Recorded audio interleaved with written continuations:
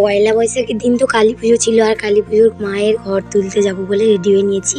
গরমে সিম্পল একটা শাড়ি পরেছি।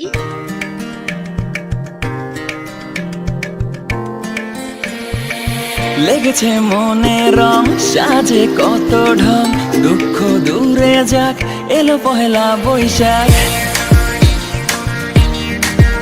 আমি তো রেডি হয়ে নিয়েছি, আর সোনাইয়ের লুকটা দেখো কেমন হয়েছে। সোনাইকে আমাকে কেমন লাগছে অবশ্যই জানি। আর সাক্ষ্য রেডি হয়ে নিয়েছে, ওদিকে বাজনা বাজছে আর এরা এদিকে বাড়িতে বাজনা বাজাচ্ছে। তারপর সবাই মিলে এখানে যেখানে ঘর তুলতে যাওয়া হবে ওদের বাড়িতে চলে এলাম। আর বিশ্বাস করো ভীষণ মজা করেছি। আর এক হাতে ফোন নিয়ে ক্যামেরা করতে করতে কি নাচা যায়, ভীষণ নাচ করেছি সবাই। মানে বাবার জন্মে এরকম নাচ নাচিনি, না নেচে নেচে পা পুরো ব্যথা হয়ে গেছে জানো তো। তারপর মায়ের মন্দিরে পুজো দিতে আসা হলো। ঘর তোলার পরে দুর্গা মায়ের মন্দিরে। সত্যি কথা বলতে জীবনে কোনোদিন এভাবে ঘর তুলতে এসে নাচিনি। যেহেতু পাড়াতে সবাই নাচছিল, আমাকেও নাচতে হয়েছে। আর ভীষণ মজা হয়েছে জানো তো, ভীষণ মজা করেছি। আর একজনকে আমি ক্যামেরা করতে দিয়েছিলাম, ঠিক আছে, ক্যামেরাটা দিয়েছিলাম ভিডিও করার জন্য। সে এমন ভিডিও করেছে, মানে আমাকে বাদে আর সবাইকে দেখা যাচ্ছে, ঠিক আছে। এই যে দেখো আমাকে তোমরা কি কোথাও দেখতে পাচ্ছ? একটু পরে দেখতে পাবে, দাঁড়াও তোমাদের আমি দেখাচ্ছি, বলছি।